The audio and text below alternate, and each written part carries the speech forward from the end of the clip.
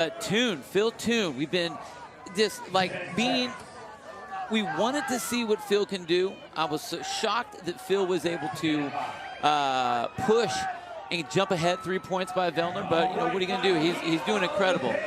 That's Sam Cornoyer, who is right next to Jason Hopper. Cornoyer is 10th place overall coming into this event. 7:15.22 seconds from Spencer Panchik is the top time. And Phil Toon on the right, Pat Vellner on the left. Rep for rep here on these opening 48 repetitions.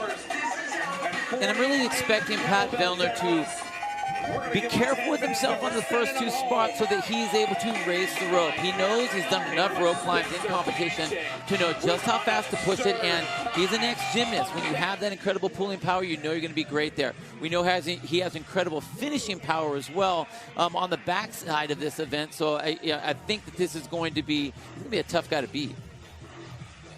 Toon and Vellner pretty much rep for rep here. Phil Toon has yet to win an event, started with a 6th place finish and then back-to-back second places is what has him in the overall lead, but just by 3 points over Pat Vellner. Vellner and Toon are now done, and they will pick up the kettlebells and get to work on the 24 step-overs. 62 pounds the weight on each of those kettlebells, and Vellner just ahead of Toon here. You can see Vellner staying nice and low, trying to get himself up post with the one leg and just totally shuffle himself across. So he's almost trying to use gravity and momentum to get himself across rather than using his musculature to step himself across. Yeah, he is in a partial squat the whole time, but he's moving across. So he's trying to use that momentum just to kind of keep the continuous movement. Dallin Pepper is the man in the blue shirt on the left. Pepper comes in 3rd place overall, 267 total points, only 9 back of Vellner for second. And Pepper only 12 points out of the lead. Alexander Caron, he is in 4th place, and he's trying to gain ground on the men in the top 3. Caron in the red shirt in lane 6. You'll see the way that Alexander's turning all the way around in the back. I don't think he necessarily needs to step all the way around. It's kind of a partial step. You have to remember, when you're taking all that rotation, that's a lot of strain on that ankle for each one of these reps. Pat Vellner is now in the lead as both Pepper and Toon took a break. Alexander Caron, his judge's hand is in the air, so Caron has moved into second as Dallin Pepper takes a spill. 2 reps remaining for Pat Vellner, and then he will move to the rope for 8 rope climbs. Yeah, Pat looks so strong as he's making his way over there. Look at that. He's so relaxed. It is not a comfortable feeling to be racing someone and having them be that relaxed next to you. Vellner onto the rope for 8 climbs. Vellner opened the competition with an event win and then back-to-back 5th place finishes in events 2 and 3. He's through 2 of his 8 rope climbs as now Phil Toon gets to work. Cole Sager on the left side of your screen is on his rope climbs, as is Alexander Caron. If you watch Pat's hands, they haven't left the rope yet. He goes all the way up, makes his touch, and stays right there. He settles the rope and stays there. Look at that. Hands didn't leave. He's still involved, and as long as your hand doesn't leave, you're still mentally in that race. So Vellner now with 3 remaining. Phil Toon going to the chalk bucket.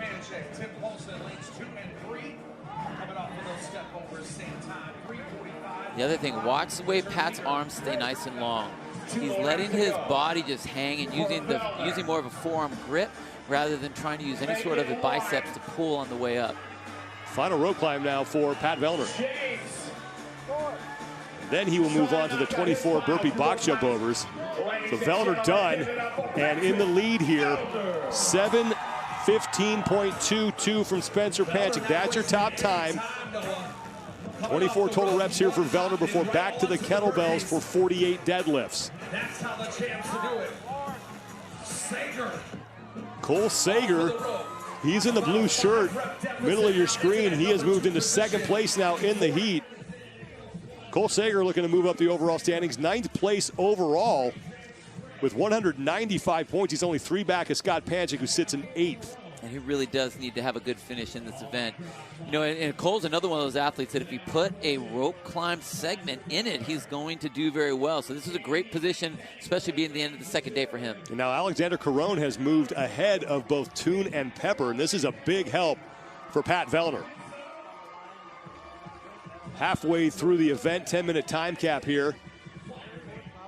And Pat Vellner is already halfway done with his 24 burpee box jump overs, as Phil Toon has really slowed down on these rope climbs. Sager and Caron basically even now for second place. Here comes Dallin Pepper. And now Phil Toon moving to the burpee box jump overs. Dallin Pepper really has a lot of ground to make up. He's trying to hold off Alexander Caron for third place. Well, you know, we've seen him be so perfect in his movements, but here we are, there's a stumble. I mean, he went down hard, and that's one of the things about making that turn with those kettlebells. You talk about accuracy and coordination. I mean, and there's fatigue that's built into that, but it's not even just the fall. It's having to mentally come back from that. You were in the race, and then all of a sudden you're not in the race anymore, and I think that's what really hurt him going into those rope climbs. Pat Vellner is already on to the kettlebell deadlifts. He has 48 repetitions to complete. After he is done with 24, he will step forward, do a second set of 24, and then he has to get himself across the finish line. And he has about a minute now to get in ahead of Spencer Panchik, who has a top time of 7:15.22 seconds. Vellner looking for his second event win here of Wodapalooza. Now in lane 14, that's James Sprague, who is in a battle for second with Cole Sager and Alexander Caron. Sprague came out of nowhere as well. You know, and again, another young athlete out there just banging elbows with these top dogs and not even giving them any respect. Final reps now for Pat Vellner. 2 to go. Now the final one, and Pat Vellner is going to close out day 2 with an event win, and he will be back on top of the overall standings.